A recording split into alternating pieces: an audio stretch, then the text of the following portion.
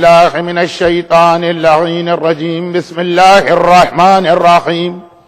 الحمد لله رب العالمين، والصلاة والسلام على سيد المرسلين سيدنا ومولانا أبي القاسم محمد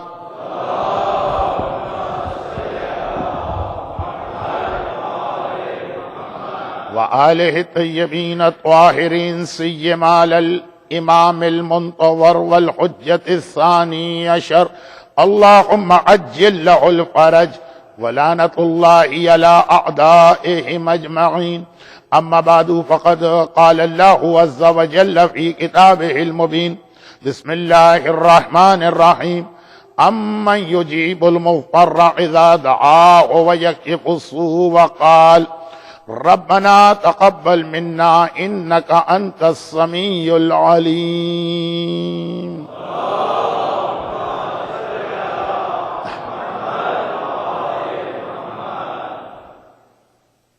اگرچہ آج کی اس مجلس میں میرے پاس ٹائم بہت ہی لیمیٹڈ ہے، لیکن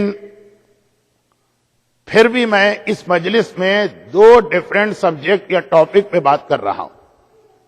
دونوں ایسے ٹاپک ہیں کہ اگر ہمیں فل 60 منٹ کی مجلس بھی پڑھنا پڑے تو وہ انکمپلیٹ رہ جاتے ہیں، اور یہ 60 منٹ کی مجلس تو ہے نہیں. آپ حضرات بالکل بی سیٹسفائیڈ کہ انشاءاللہ میں 40-45 منٹ کے درمیان اپنا بیان مکمل کر لوں گا. اور یہ دو ڈیفرنٹ سبجیکٹس میں نے اس لیے لیے کہ اصل تو ہمارا ٹاپک سورہ بقرہ کی وہ فیمس آیت ہے کہ جس کی تلاوت میں نے شروع کی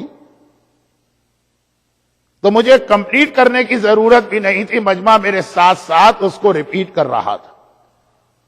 اصل ٹاپک ہمارا اس سے ریلیٹڈ ہے، لیکن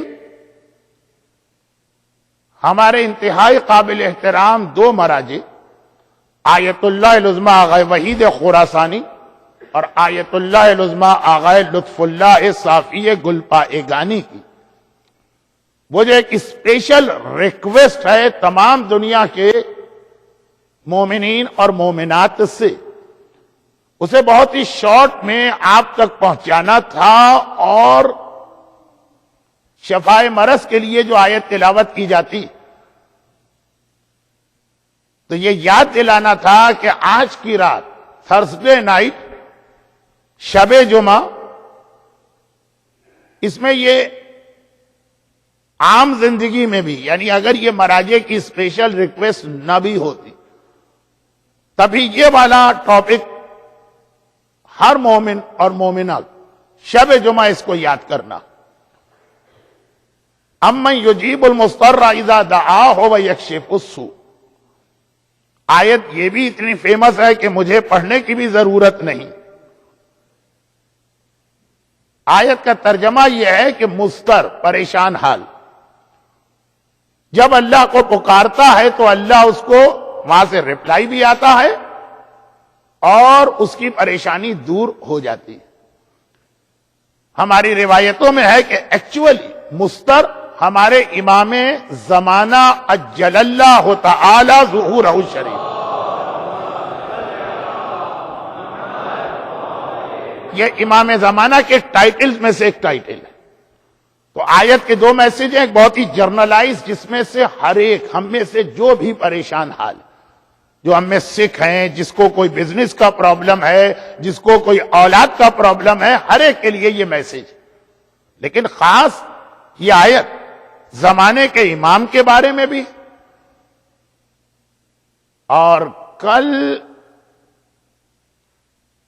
بیفور نماز جمعہ، یعنی آفٹر سن رائز، کسی ٹائم پر آپ لوگ دعائے ندبہ پڑھیں گے یا سنیں گے، تو دعائے ندبہ میں بھی امام زمانہ کے لیے عین المستر، عین المستر، جو امام کا ٹائٹل ہے، یہی والا قرآن کریم والا ٹائٹل استعمال ہوا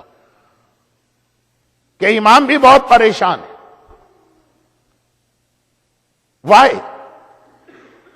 ہم اور آپ جو پریشان ہوتے ہیں اس میں سے کوئی پرابلم بھی امام کے لیے نہیں، ہمیں اور آپ کو روزی کا بڑا پرابلم ہوتا ہے، خاص طور پر کینیڈا کے علاوہ، اپارٹ فرام کینیڈا، پوری دنیا میں اس وقت جو ایک اکنامیکل کرائسس آیا ہوا، یہاں تو میں نے سنا ہے کہ آپ کی اکنامی بہت ہی ساؤنڈ یا سیف ٹائپ کی، لیکن ساری دنیا میں پرابلم ہے، ہر آدمی اس وقت پریشان ہے، نعوذ باللہ۔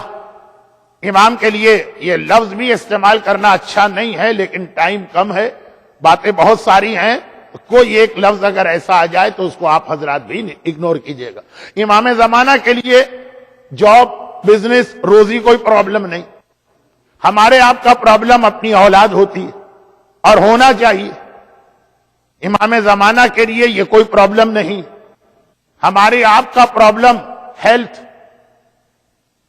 امام زمانہ کے لیے یہ بھی کوئی پرابلم نہیں ہمارے اور آپ کے لیے، بلکہ خود امام کی اپنی معصوم فیملی، امام کے فادر، ان کے فادر، ان کے فادر، ان کے فادر، ان کے فادر، کم از کم دشمنوں کا یا ظالموں کا ایک پریشر امام زمانہ کے لیے وہ بھی نہیں ہے۔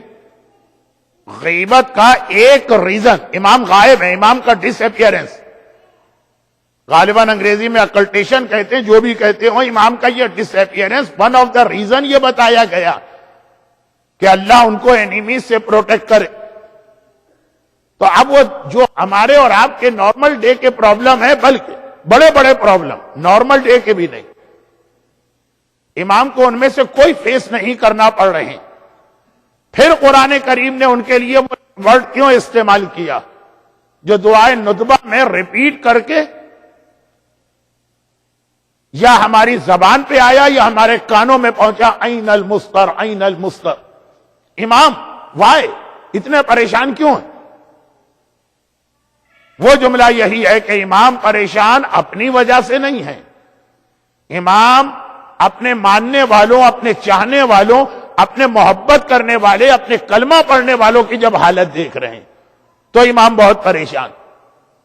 آیت اللہ العظمی آغا وحید خراسانی اور آیت اللہ العظمی آغا صافی گلپا ایگانی، یہ ایک ریکویسٹ جو کی کہ next 40 days from 11th of محرم ٹل 40، ہر مومن ایک اسپیشل سیشن کرے، چاہے اپنے امام باڑے میں، چاہے اپنے گھر میں، جہاں پہ ڈیلی وہ امام زمانہ کو یاد کرے اور یہ دعا پڑھے، الہی عظم البلا والی دعا۔ اب وہ الہی عظم البلا کی جو دعا، وہ جو ریکویسٹ تھی ان مراجع کی، وہ ختم ہو گئی بات، ٹائم نہیں ہے، ورنہ میں نے اسی ٹورنٹو میں دوسرے امام باڑوں میں اس کو ڈیٹیل میں لیا۔ لیکن الہی عظم البلا، دعائے فرض، امام کے جلدی ظہور کی دعا، تو اس میں جو ایک ظہور کی دعا جو ہے الاجل، الاجل اس سے پہلے جو دنیا کی کنڈیشن بتائی گئی ہے وہ ہم اپنی آنکھوں سے دیکھ رہے ہیں۔ ضاقت الارض ومنعت السماء، مومن کے لیے دنیا میں پروٹیکشن کی کوئی جگہ نہیں، زمین اتنی مشکل تنگ ہو گئی ہے اس کے لیے کہ جائے تو کہاں جائے۔ ومنعت السماء، آسمان بھی بند ہو گیا۔ بند مینز کہ ایسا لگ رہا ہے کہ مومن کے لیے کوئی رحمت اور برکت بھی اللہ کی طرف سے نہیں آ رہی۔ امام زمانہ پریشان ہے ہمارے پرابلم کو دیکھ کر۔ امام معصوم جسٹ لائک فادر، بلکہ فادر سے بھی زیادہ ہم سے محبت کرتے ہیں، وہ ہمارے پروٹیکٹر ہیں، وہ ہمارے ولی ہیں، وہ ہمارے وارث ہیں۔ جب ہماری پریشانی آتی ہے امام پریشان ہوتے ہیں اور اللہ سے دعا کرتے ہیں کہ اللہ ان کے ظہور کو فوراً کر دے۔ اب ایک جملہ میں نے ایسا کہا کہ وہ میرا آگے مجلس کا ٹاپک بننے والا تھا، لیکن مجھے لگا کہ شاید ٹائم نہ ملے تو یہاں پر اس کو تھوڑا ایکسپلین کر دوں۔ تو پوری دنیا مومن کے لیے ایک پرابلم کی جگہ بن گئی۔ اب آپ کہیں گے کہ نہیں مولانا we disagree with this statement، افریقہ میں پرابلم ہوں گے مومنوں کے لیے، پاکستان کے پرابلم ہوں گے مومنوں کے لیے، لبنان اور عراق اور ایران میں پرابلم ہوں گے، بحرین اور سعودی عرب میں جو مومنین کی سچویشن ہے وہ تو آپ دیکھ ہی رہے ہیں۔ نہیں الحمدللہ، آپ کہیں گے، میں نہیں کہہ رہا ہوں، آپ کہیں گے لیکن الحمدللہ ہم بہت ہی سیف جگہ پہ بیٹھے ہوئے ہیں، ہمارے لیے کوئی ایسا پرابلم نہیں، بلکہ بعض لوگ تو انڈیا اور پاکستان اور ایسٹ افریقہ کے مومنین کو بڑے انسلٹنگ وے میں یاد کرتے ہیں، وہ وہاں پھنسے ہیں مصیبتوں میں، اللہ نے ہم کو بہت دے دی، وہ بھی ذرا سے ریلیجس قسم کے لوگ، ورنہ یہ لفظ اللہ بھی نہیں آتا، نہیں جو حاصل کیا ہم نے اپنی کوشش سے حاصل کی۔ مگر یاد رکھیے کہ خالی یہ پرابلم نہیں ہوتا ہے کہ کہیں کلنگ ہو رہی ہے، کہیں لوٹنگ ہو رہی ہے، کہیں پہ بزنس تباہ ہو رہے ہیں، کہیں پہ جیسے بحرین ظالم رولر سے مومن پریشان ہو رہا ہے، یہ اصل پرابلم نہیں ہے۔ آج کل لوگ سیریا کے جو کرنٹ سچویشن ہے اس پہ میں بات نہیں کر رہا ہوں، زیارت کے لیے جو لوگ جاتے ہیں سیریا، تو ایک زیارت حجر ابن عدی کی بھی تو آپ کرتے ہیں نا، اور آج کل بہت ہی زیادہ پاپولر یہ زیارت ہو گئی۔ مجھے یاد ہے کہ 20 سال یا 25 سال پہلے جب میں جاتا تھا تو ہارڈلی کوئی اس زیارت کو جاتا تھا، بلکہ جو سیریا کی بہت ہی ویک ٹائپ کی زیارتیں ہیں، جناب حابیل کی قبر ہے یا وہ اصحاب کہف کا، وہاں تو لوگ پھر بھی جاتے تھے، حجر ابن عدی۔ اب میں خود بڑا کنفیوز ہوں کہ ذرا سا اس کی میں نے ڈیٹیل بتائی تو میرا سبجیکٹ کچھ کا کچھ ہوگا، تو بہت ہی شارٹ۔ حجر ابن عدی کی جب آپ زیارت پڑھتے ہیں نا، تو جو زیارت آپ پڑھ رہے ہیں السلام علیکہ کہہ کر، اس میں حجر کی پوری سٹوری بتائی گئی، وہ زیارت نہیں ہے، وہ حجر کی ہسٹری ہے۔ اور اس کا ایک جملہ یہ کہ جب یزید کے باپ معاویہ نے یہ آرڈر کیا کہ حجر کو شہید کرو، حجر مولا کے بہت ہی کلوز، رسول اللہ اور امام علی کے بہت ہی کلوز کمپینین، پورے عالم اسلام میں اس شہادت کے بعد ایجیٹیشن ہوا تھا۔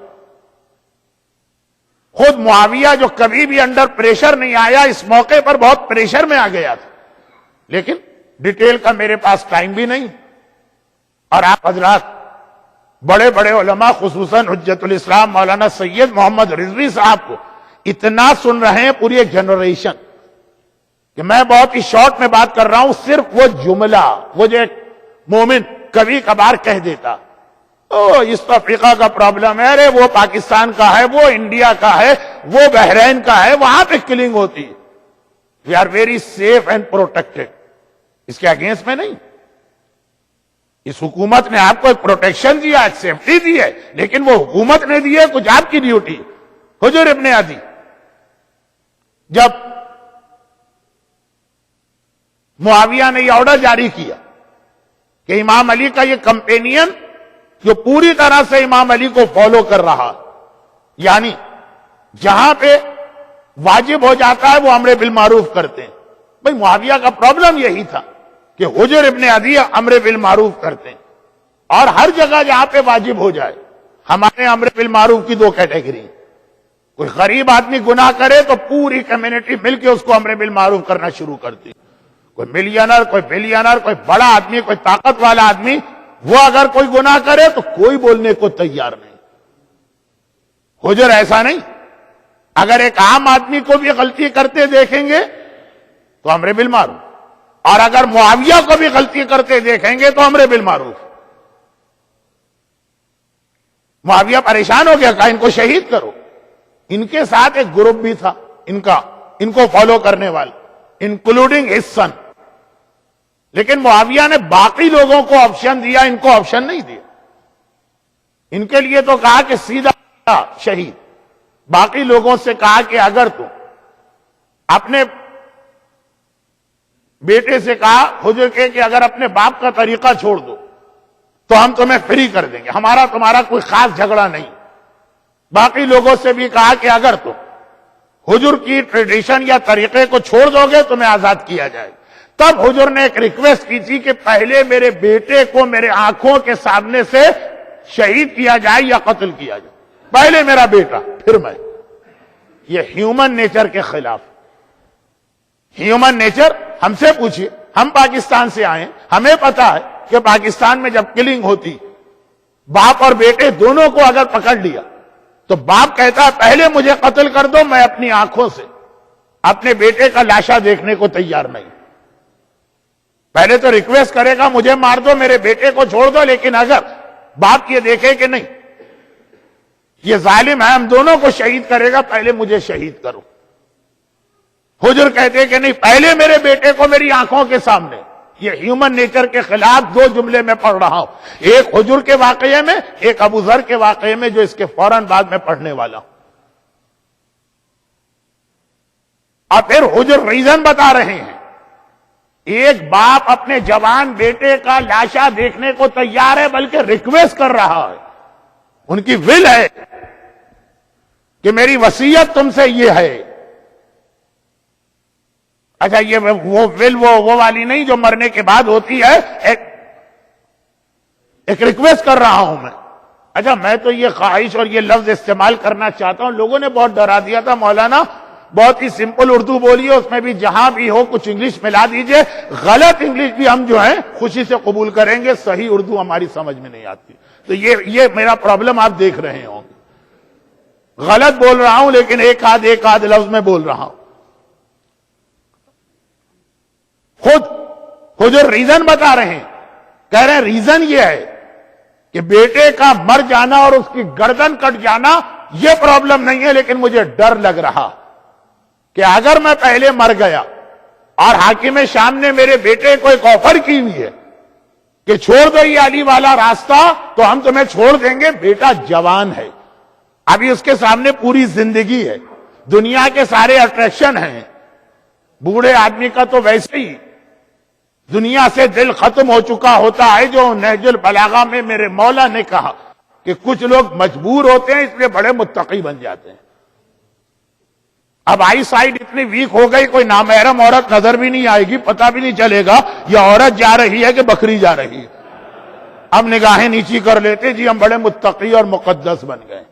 ہماری قوم میں بہت اچھے لوگ ہیں، لیکن جو ایک کیٹیگری، اگر ایک بلائنڈ آدمی کہے کہ میں کسی نامحرم کو نہیں دیکھتا ہوں، یہ اس کو کریڈٹ نہیں جائے گا. اگر ایک ایسا آدمی جو ڈیف اینڈ ڈم ہے وہ کہے نہ میں گانے سنتا ہوں نہ میں غیبت کرتا ہوں.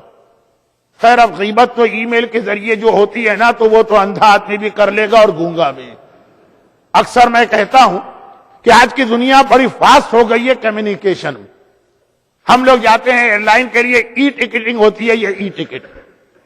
پہلے ہم لیٹر پوسٹ کرتے تھے، آج ای میل. بینک کا اکاؤنٹ ہے، ای بینکنگ. تو آج کل غیبت بھی ای غیبت، ای تہمت، ای ایلیگیشن، ای گناہ ہو رہے ہیں. یہ بہرحال جیسے ای بینکنگ ہوتی ہے اور ای ٹکٹنگ ہوتی ہے نا، ای غیبت بھی ہوتی ہے. اور پرانی غیبت کے مقابلے میں یہ کتنی خطرناک ہے.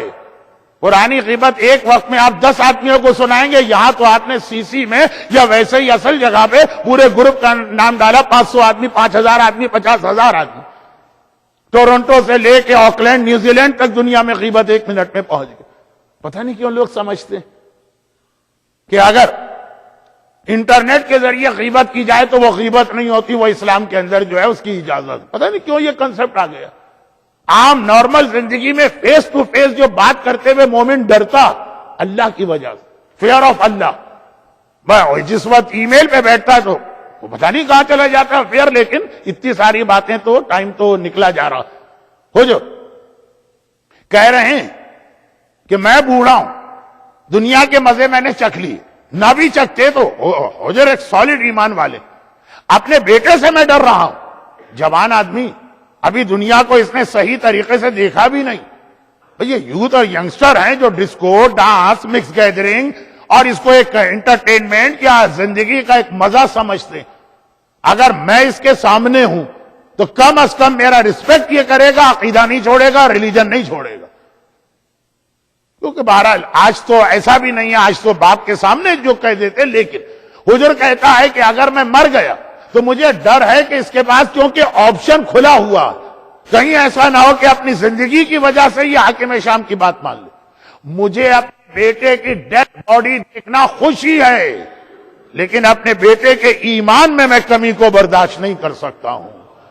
تو دنیا کے کچھ ملکوں میں کلنگ ہے، شہادتیں ہیں، ظالم کا ظلم ہے، وہاں وہ مسئلہ اولاد کا کچھ ملکوں میں ایسا کچھ نہیں ہے. ہماری یہ اولاد روز بروز ہر ایک جنریشن کے بعد اس کا ایمان ویک سے ویک ہوتا چلا جا رہا ہے.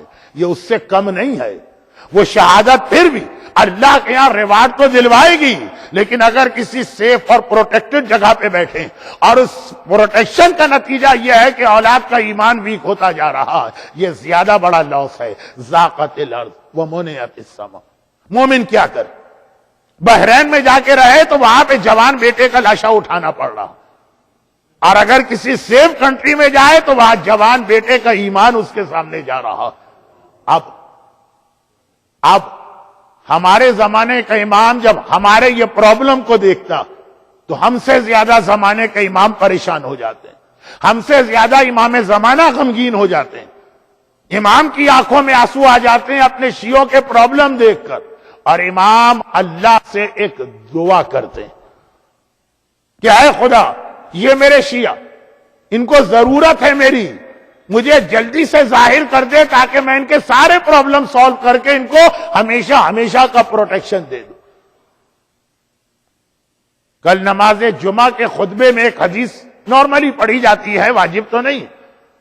یملأ اللہ بہ الارض قسطا وعدلا کما ملئ ظلما وجورا. امام آ جائیں گے، ہمیشہ ہمیشہ کے لیے ظلم ختم ہو جائے گا. تو امام جب ہماری کنڈیشن دیکھتے ہیں، ہماری سچویشن دیکھتے ہیں کہ کس طرح آدھی دنیا میں ہمارا خون بہ رہا اور باقی آدھی دنیا میں ہماری یوتھ اور ینگسٹر اپنا ایمان کھو رہے ہیں. امن یجیب المستر، امام مستر و پریشان ہوتے ہیں.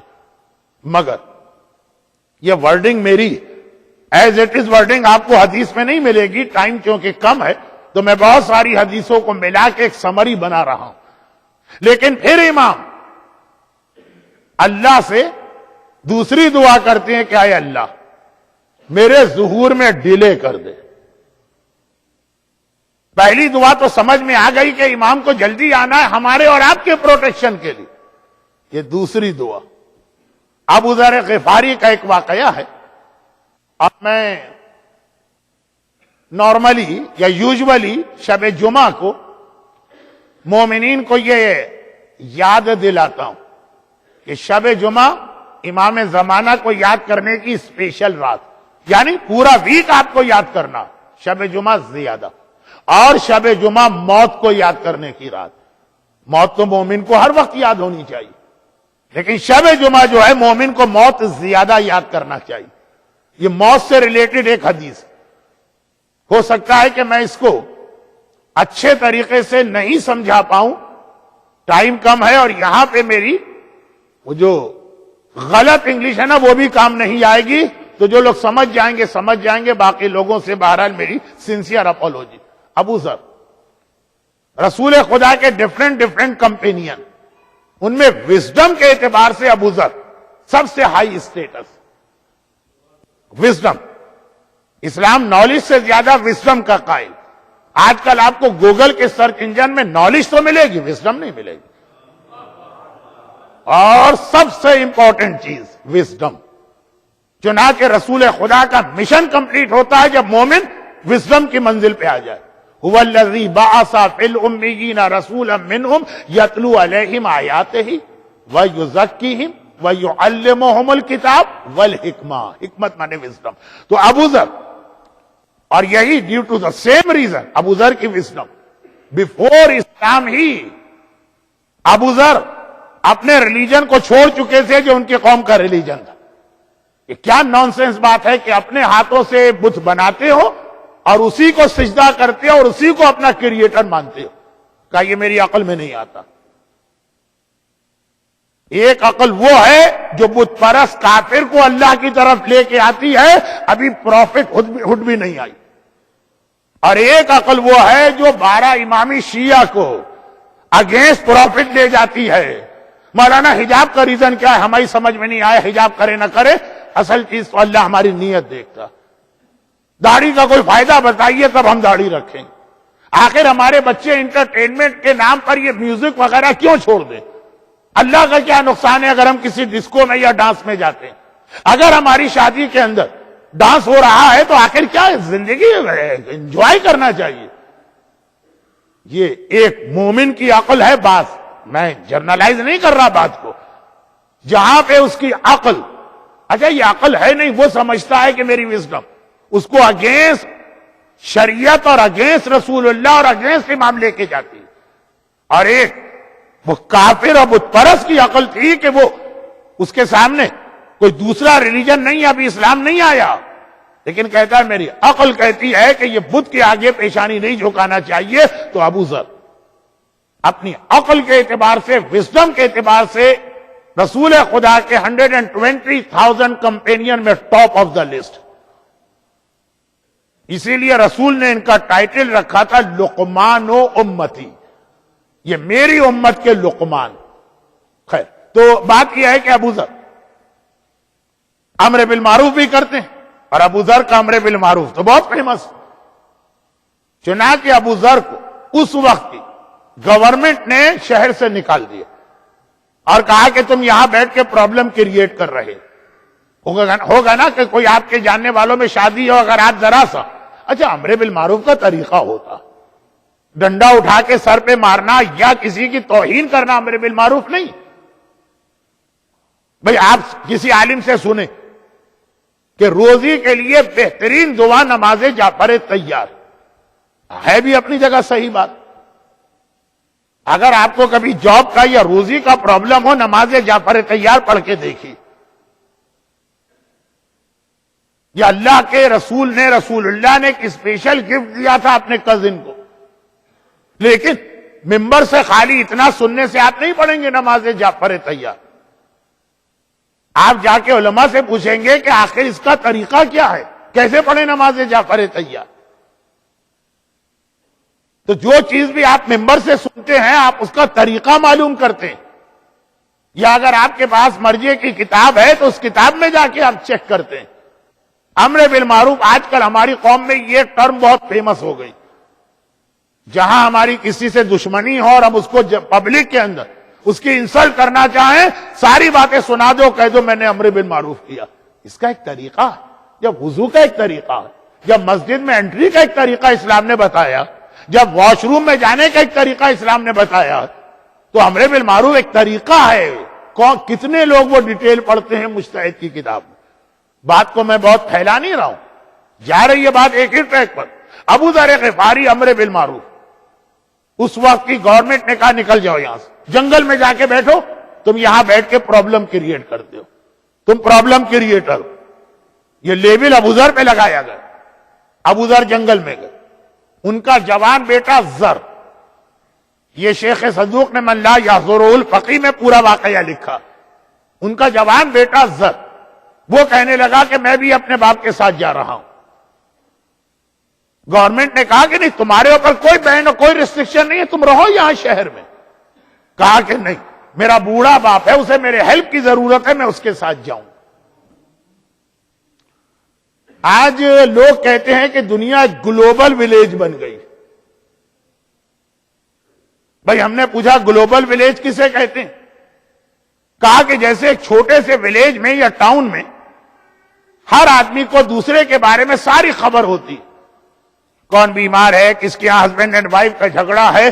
اب یہ تو خیر ای میل کے ذریعے سے تو خیر ہم کو بھی پتا چل جاتا ہے، لیکن بہرحال ہر آدمی دوسرے کی پرائیویٹ باتیں بھی ٹاؤن میں یا گاؤں میں جانتا۔ تو اب گلوبل ولیج، اگر اس وقت ٹوکیو کے اندر کوئی واقعہ پیش آئے تو ٹیلی ویژن پہ بریکنگ نیوز آ جائے گی، کہاں آپ، کہاں ٹوکیو۔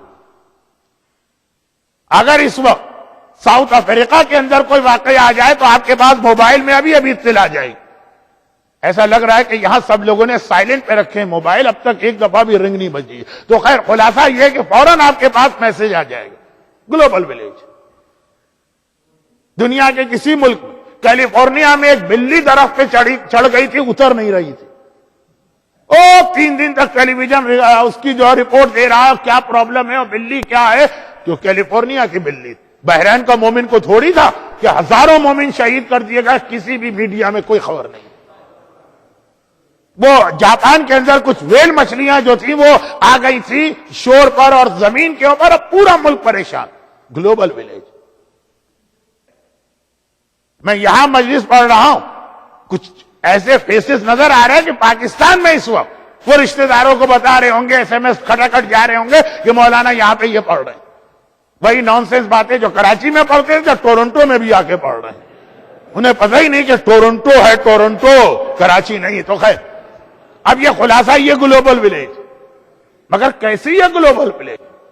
انگریزی میں غالباً ایک کہاوت ہے، پتہ نہیں صحیح ہے کہ غلط ہے بھی کہ نہیں، so close yet so for.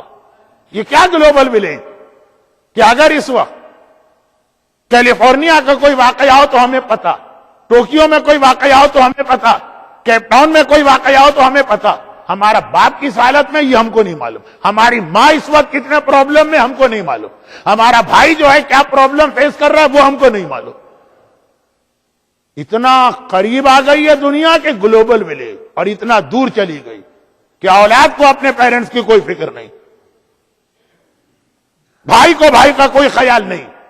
اولاد اور پیرنٹس تو حقوق والدین میں آتا ہے، اسلام میں صلہ رحم بھی ایک بہت اہم عبادت۔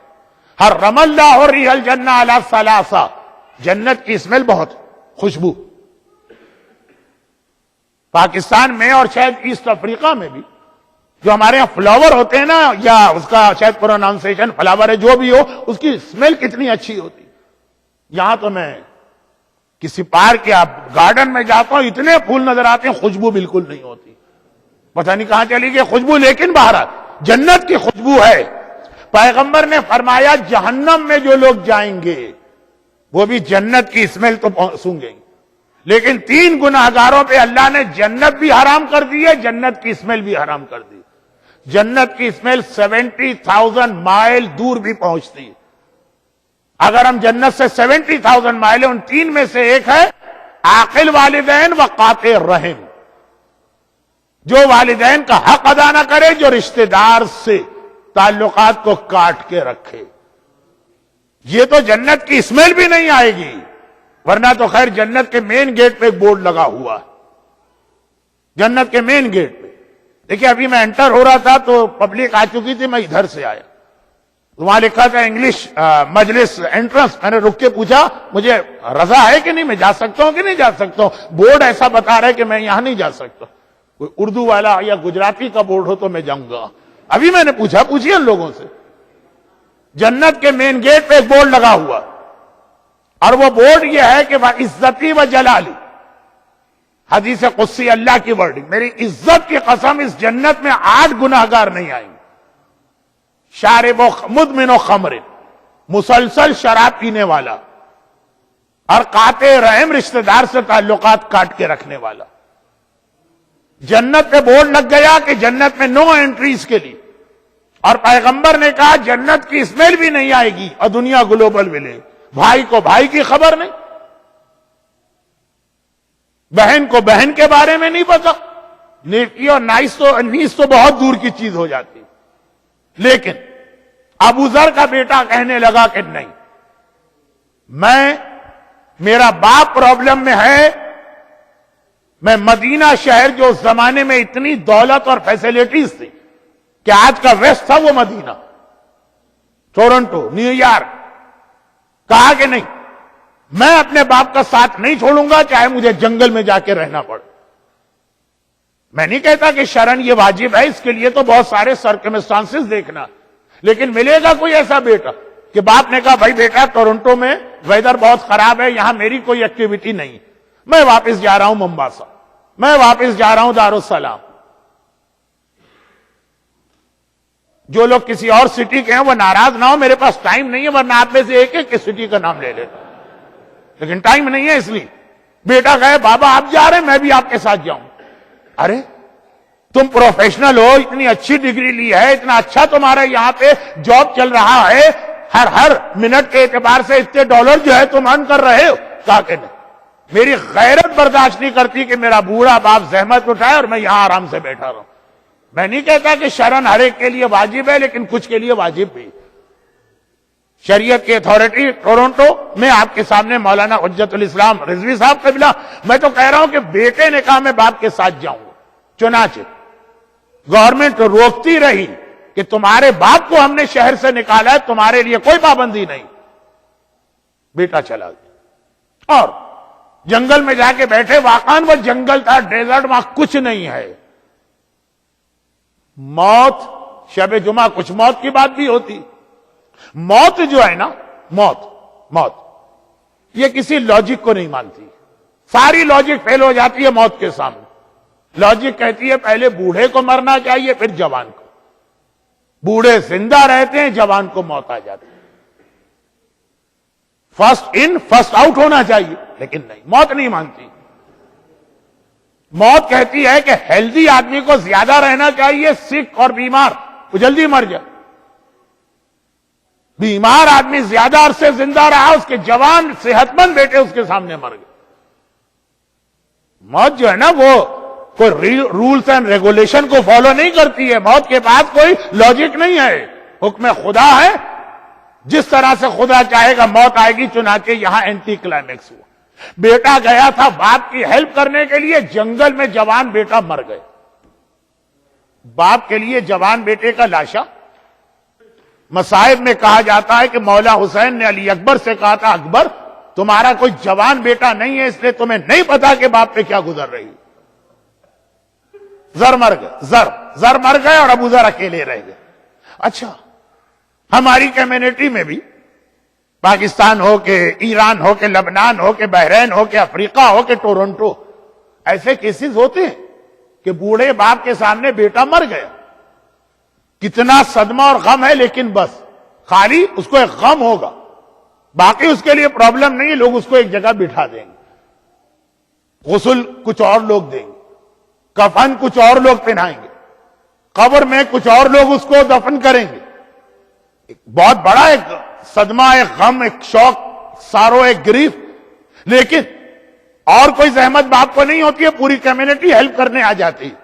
ابو ذر کا تو پرابلم یہ ہے کہ وہ جنگل میں اکیلے ہیں، بیٹا بھی مرا، بوڑھے باپ کو جوان بیٹے کو غسل میت بھی دینا پڑ رہا. واجب کفایہ کوئی ہے ہی نہیں، اپنے ہاتھ سے کفن پہنانا پڑ رہا. آئی ایم پریٹی شیور کہ یہاں پر ٹورنٹو میں اتنے بڑے سینٹر میں جو میں بیٹھا ہوں، ایک غسل و کفن کمیٹی ہوگی جس میں والنٹیئرز ہوں گے جو یہ خدمت انجام دیتے ہوں گے. لیکن پوچھئے ان سے، کیا ایک اکیلا آدمی میت کو غسل دے؟ It's not so easy. ایک اکیلا آدمی میت کو کفن پہنائے، یہ ٹیم ورک ہوتا. 2-3 آدمی آتے ہیں غسل کے لیے، پانی پہنچانے کے لیے، جبکہ آج کل شاور اور پائپ اور ساری فیسلٹیز. ابو ذر بڑھاپے کے اندر بوڑھے ہیں، جوان بیٹا مرا، غسل بھی خود دینا پڑا، کفن بھی خود پہنانا پڑا، اور اس کے بعد اپنے ہاتھ سے میت کو قبر میں اکیلے ابو ذر نے اتارا. یہ جوان صحت مند جو لوگ یہاں پہ ہوں گے، کہیے تمہیں ایک اکیلے آدمی کو قبر میں میت اتارنا ہے، کتنا مشکل ہے. ابو ذر کو یہ بھی پرابلم. پھر قبر سے باہر، قبر میں اترے، قبر کو بند کیا اور باہر آ گئے. باہر آنے کے بعد ابو ذر نے 2 جملے کہے. پہلا جملہ بالکل لاجیکل، وزڈم سے بھرا ہوا. دوسرا جملہ وی کانٹ انڈرسٹینڈ یا وی کوڈنٹ انڈرسٹینڈ. ابو ذر یہ جملہ کہہ رہے ہیں، سمجھ میں نہیں آتا.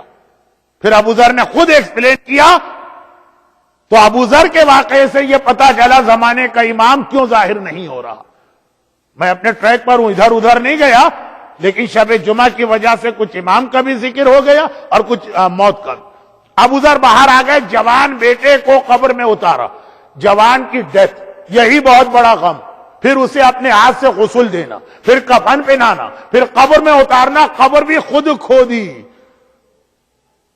یقین رکھیے اس زمانے میں وہاں جہاں ابو ذر تھے نا، ربضہ، وہاں کوئی جماعت نہیں تھی کہ اس کے پاس ایک لاٹ ہو اور وہاں گریوز تیار ہو اور بس جا کے آپ آرڈر دے دیجئے اور چونکہ آپ لوازم دیتے ہیں تو ہر چیز آپ کی ہو جائے گی. ایسا نہیں تھا.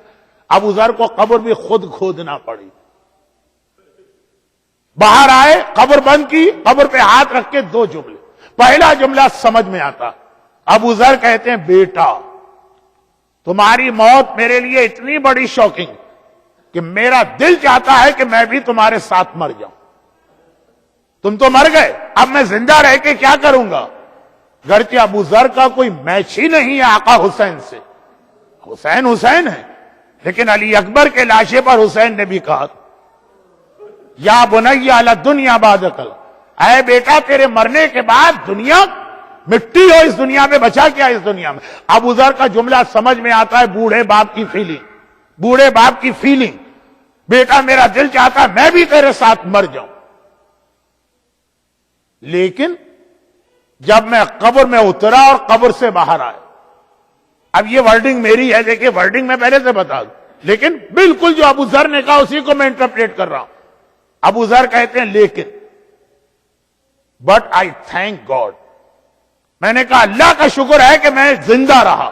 بوڑھا باپ جوان کی قبر پہ کہہ رہا ہے تھینک گاڈ کہ میں زندہ رہا۔ کیا ابو ذر کیا کہہ رہے؟ کوئی بوڑھا باپ کبھی نہیں کہے گا، جوان بیٹا کہے گا میرا باپ مر گیا تھینک گاڈ، آج 2 رکعت نماز شکرانہ پڑھوں گا۔ جو کچھ ایسٹس اور پراپرٹی ملے گی ساتھ میں جو اس کی تھوڑی بہت خدمت کرنا پڑتی، نہیں سب نہیں، اچھے بچے بھی ہیں اور بہت اچھے بچے ہیں ٹورنٹو میں، لیکن اس قسم کے بھی۔ ابو ذر بوڑھا باپ کبھی نہیں کہے گا چاہے ٹورنٹو کا بوڑھا باپ کیوں نہ ہو کہ تھینکس گاڈ میں زندہ رہا۔ پھر ریزن سنیے، 2 ریزن۔ پہلا ریزن کہا بیٹا جب میں قبر میں گیا اور میں نے یہ آنکھ سے دیکھا قبر کسے کہتے ہیں، ابو ذر کو معلوم ہے ہم ایک میسج کنوے کر رہے ہیں۔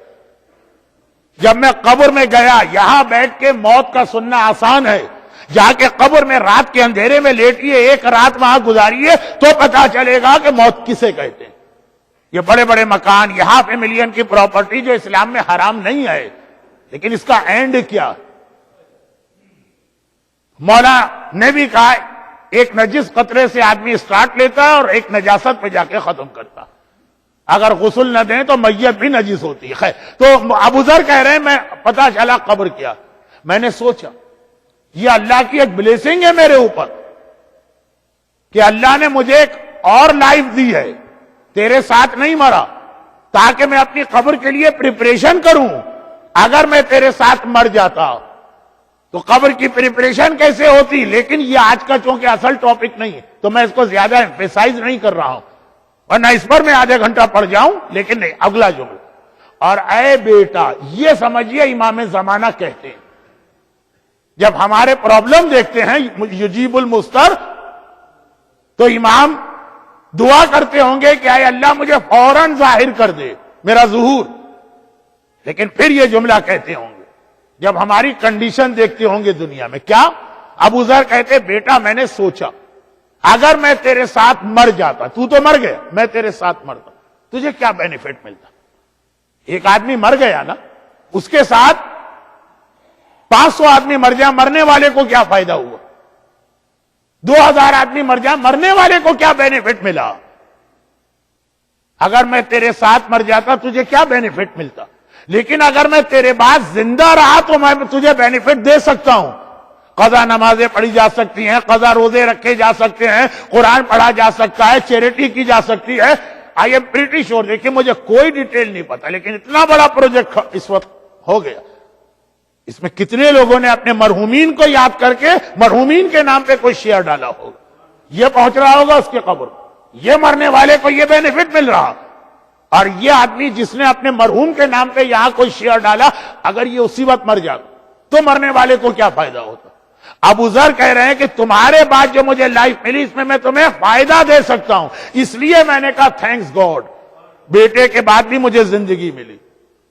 یہی امام پلٹ کے کہتے ہوں گے جب تمہارے دنیا کے پرابلم دیکھتا ہوں تو دل چاہتا ہے ابھی ظاہر ہو جاؤں تاکہ تمہاری ہیلپ کروں، لیکن جب یہ دیکھتا ہوں کہ تم ابھی میرے لیے یا اسلام کو ویلکم کرنے کے لیے پریپیئر نہیں ہو،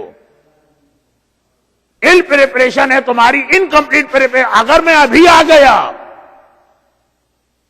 تو اتنے تم میرے اگینسٹ ہو جاؤ گے، کیونکہ پھر داڑھی امام رکھوائیں گے، پھر ممبر پہ آنے والا مجھ جیسا ملا نہیں بات کرے گا، پھر حجاب امام کروائیں گے اور یہ بتائیں گے کہ حجاب اللہ کے لیے ہوتا ہے، اور جو اللہ اسلامک سینٹر کے اندر اللہ ہے وہی اللہ شاپنگ مال میں، 2 اللہ نہیں کہ یہاں ایک الگ اللہ ہے اس کو حجاب چاہیے تو سینٹر میں آؤ تو حجاب کر کے آؤ، اور جب تم ہی جاؤ کسی شاپنگ مال میں وہاں کا دوسرا اللہ، ایسا نہیں ہوتا۔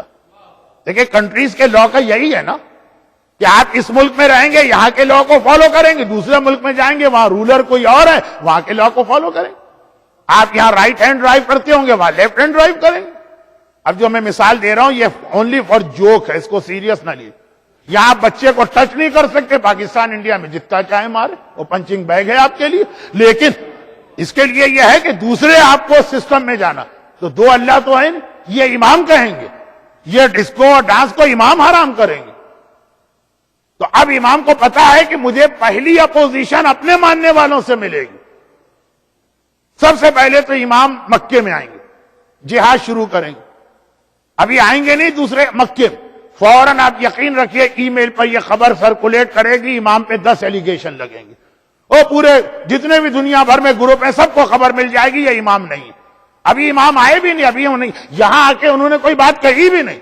تو امام جب ہماری ال پریپریشن دیکھ رہے ہیں، یعنی ابھی انکمپلیٹ پریپریشن، تو اللہ سے کہتے ہیں اے اللہ اور ڈیلے کر دے میرے ظہور میں، کیونکہ ابھی اگر میں آ جاؤں گا تو انہیں میرے آنے سے بینیفٹ نہیں ملے گا، نقصان ہوگا، میری تلوار سے مارے جائیں گے. اگر میں ذرا ڈیلے کر کے آؤں گا تو ان کا مال کا لاس ہو رہا، ان کی جان کا نقصان ہو رہا، ان کے بچے ذرا ویک ہو رہے ہیں، لیکن ایٹ لیسٹ ان کا ایمان تو سیو ہے نا. یعنی یہ فیس ٹو فیس میرے مقابلے پہ تو نہیں آئے نا. امام جب ہماری یہ اگنورنس دیکھتے ہیں امام کی پریپریشن کی طرف سے، نہیں ہماری جو ہم بالکل ان اٹینٹیو ہیں، کیونکہ امام تو علم معصوم ہے ان کے پاس، ان کو پتا ہے فیوچر میں کیا ہونے والا. اگر ایک عام آدمی بھی ہو اور اس کے پاس پاسٹ کا ایک بیڈ ایکسپیرینس ہو کہ جب بغیر پریپریشن کے امام کو بلایا جاتا ہے تو امام کا ڈیلے کرنا بہتر ہوتا. کوفہ اسی امام کے گھرانے کی مثال ہے. ہم نے کہا ایک عام آدمی بھی اگر پہلے سے ایک ایگزامپل اس کے سامنے ہو، ایک بیڈ ایکسپیرینس، امام زمانہ کیا یہ نہیں دیکھ رہے کہ کوفے والوں نے میرے دادا حسین کو بلایا؟ لیٹرز، انویٹیشنز، ڈیلیگیشنز، آ جائیے we are ready to welcome you. اور الجل جلدی آئیے، ہم کو آپ کی ابھی ضرورت ہے، لیکن وداؤٹ اینی پریپریشن. تو کیا ہوا؟ یہی امام کا لیٹر لکھنے والے کربلا میں بھی اگینسٹ امام تھے، اور کوفے کے بازار کے اندر جو یہ سارا نامحرموں کا مجمع علی اور فاطمہ کی بیٹیوں کو دیکھ رہا ہے، یہ کون لوگ تھے؟ یہ وہی تھے جن کے کل لیٹر گئے. اور کربلا کے واقعے کا سب سے ٹریجک پارٹ یہی، سب سے زیادہ ٹریجک پارٹ کیا چیز؟ کوفے اور شام کے بازاروں میں علی اور فاطمہ کی بیٹیوں کا بغیر چادر کے نامحرموں کے درمیان جانا. آج مصائب کا صرف ایک جملہ پڑھ رہا ہوں اس لیے 9:15 مجھے مسز ساگا میں مجلس شروع کر دینا، اور آپ خود دیکھ رہے ہیں کہ یہ پاسبل ہی نہیں. تو بہت مختصر ایک جملہ مصائب کا پڑھ رہا ہوں بس، لیکن ذرا سا پہلے اس کی ایکسپلینیشن. اگر کوئی نان مسلم، نان بلیور، یا کوئی ایسا آدمی جو اسلامک ہسٹری نہیں جانتا، وہ آ کر ہم سے کہے کہ یو شیعاز، آپ امام حسین کو مون کرتے ہیں، آپ عزاداری کرتے ہیں، آپ غم مناتے ہیں کربلا، آپ ہمیں بتائیے، ہم سے کوشچن ہو کہ کربلا میں سب سے زیادہ ٹریجک اسٹیج کون سا تھا؟ پہلے ہم سوچیں گے کہ عباس کے بازو کٹنا. خود مولا عباس نے کمپلین کی تھی ایک عالم سے خواب میں آ کر کہ تم ہمارے شیعوں کو ہمارے پورے مصائب کیوں نہیں بتاتے ہو؟ انہوں نے گھبرا کے کہا مولا میں آپ کے سارے مصائب پڑھتا ہوں، مشق لے کے جانا، مشق میں تیر لگنا، آپ کے بازو کٹنا، آپ کا زمین کربلا پہ گرنا. کہا شیعوں کو یہ بھی یاد دلاؤ، جب گرنے والا گرتا ہے ہاتھوں کو بڑھا کے سہارا لیتا. جب عباس زمین کربلا پہ گر رہے ہوں گے جس کے ہاتھ کٹے ہیں، وہ کس طرح زمین کربلا پہ آیا ہوگا. پھر ایک بار ہم نے سوچا نہیں، اکبر کی شہادت، جوان کے کلیجے میں برچی کا پھل لگا، اور کون جوان؟ اکبر کون؟ یہ رپورٹنگ کی گئی ہے کہ کربلا کے بعد سیدانیہ جب سیریا میں انٹر ہو رہی تھی، وہاں ایک جگہ کرسچن عورتیں بیٹھی تھی، انہوں نے دیکھا کہ قافلہ آ رہا ہے قیدیوں کا اور نو کے نیزہ پر شہیدوں کے کٹے سر، علی اکبر کا سر نظر آیا۔ ایک عورت کہنے لگی اللہ کرے اس جوان کی ماں مر چکی۔ لیلا نے چوک کے سر اٹھایا، یہ کیا کہہ رہی؟ تم اس جوان کی ماں کو بددعا کیوں دے رہی؟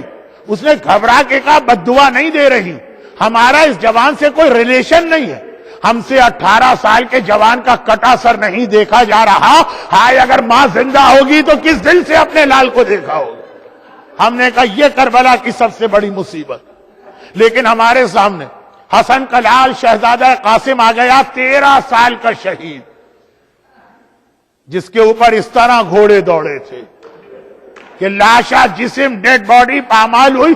میرے مرحوم استاد مولانا جوہر صاحب کہتے کربلا کی مصیبتوں میں ایک مصیبت ایسی کہ آقا حسین کا ساتھ صرف قاسم نے دیا، اور وہ ہے لاش کا پامال ہونا، یا حسین کا لاشا پامال ہوا یا قاسم کا جسم پامال ہوا۔ لیکن پھر وہ کہتے تھے یہاں بھی ایک فرق ہے، حسین کا جسم پامال ہوا شہادت کے بعد، حسن کا قاسم زندہ تھا جب ادھر کے گھوڑے ادھر دوڑ رہے ہیں، ادھر کے گھوڑے ادھر۔ ہم نے کہا اس سے بڑی مصیبت کیا؟ ہاں پھر ہمارے سامنے اصغر آ گیا، کربلا کا اونلی شہید، کہ حسین بھی ایک لمحے کے لیے پریشان ہو گئے تھے۔ بھئی اور کہیں آپ کو یہ واقعہ ملا؟ نہ اکبر نہ قاسم، حسین کے ہاتھ میں لاشا ہے، 7 مرتبہ انا للہ و انا الیہ راجعون رضاً بقضائہ و تسلیما لامرہ کہتے ہوئے آگے بڑھ رہے ہیں۔ اصغر کا لاشا ہے، حسین ڈیسائیڈ نہیں کر پا رہے کہ ماں اور باپ کو دکھائیں یا ماں یہ لاشا نہیں دیکھ سکتی ہے۔ ہم نے کہا نہیں بھائی، خود حسین کی شہادت، فاطمہ کا بیٹا، رسول کا نواسا، شمر سینے پہ سوار، سر کاٹ کے نو کے نیزہ پہ بلند ہو رہا، ہم ڈیسائیڈ نہیں کر پا رہے۔ اکبر کی شہادت بڑی مصیبت ہے، اصغر کا لاشا بڑی مصیبت ہے، قاسم کے بدن کے ٹکڑے بڑی مصیبت ہے، ہم ادھر ہیں۔ اور کسی نے پوچھ لیا تھا مولا سجاد آپ بتائیے کربلا میں سب سے بڑی مصیبت کیا تھی؟ نہ اکبر کا نام، نہ قاسم کا نام، نہ اصغر کا نام، ایک ہی جملہ کا الشام الشام الشام۔ مولا شام میں کیا بڑی مصیبت آئی؟ کہا شام میں بہنوں اور پھوپھیوں کا ننگے سر نامحرموں کے درمیان جانا۔ اکبر کے غم کو بھلایا جا سکتا ہے، زینب کی لٹی چادر کو نہیں بھول سکتے۔ اجرکم علی اللہ علی ولانت اللہ علی اعدائہم اجمعین۔